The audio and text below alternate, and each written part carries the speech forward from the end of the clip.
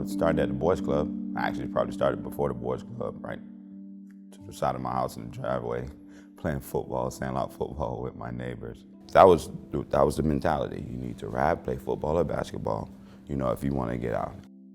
I was already in a situation where I'm trying to figure out who I am anyway. One of my mantras daily is, it's a great day to be alive. The gentleman who was driving, he didn't have a seatbelt on, and his grandma said, hey, yo, you need to wear your seatbelt. Well, I had my seatbelt on and he didn't. And he just on one of those roads on the way to the school, he just hit the curb of the road and into the telephone pole. So that's where the accident started, how I lost my leg. Well, the doctor came in, said, listen, you have a couple choices, you're getting sicker and sicker and sicker. If we amputate, it'll save your leg or save your life. I told Buddy that, why hasn't he cut it off yet? That's just a no-brainer. I mean, it's not gonna do me any good. We decided to amputate on the 6th day of being in the hospital. I was very fortunate to have a lot of really good folks in my life. I met Paul, and I just told Paul, I said, listen, man, I don't care what you give me.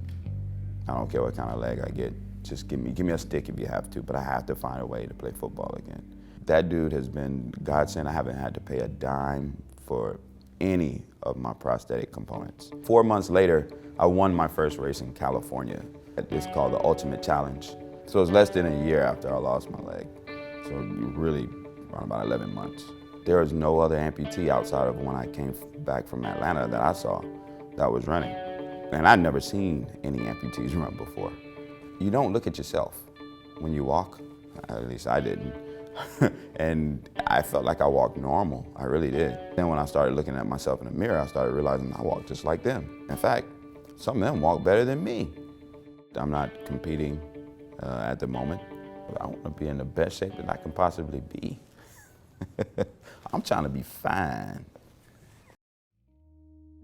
I got kids, and I want to be around when their kids are around.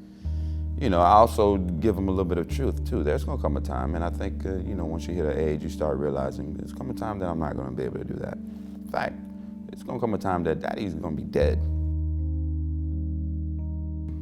My wife is pretty tough too. She'll ask me to go upstairs and get something. I'm like, yo, you got 2 legs. She was like, well, you ran in the Olympics. Oh, okay, I'll just go on upstairs and get it. Someone needs to hear your story. Not just hear your story, someone needs to see you struggle and make it through. I feel as if I'm an impact person. Impact everybody you're around.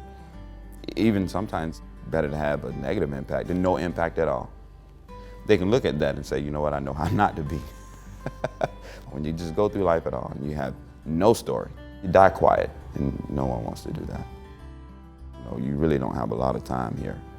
You really don't, so you gotta make the most of it.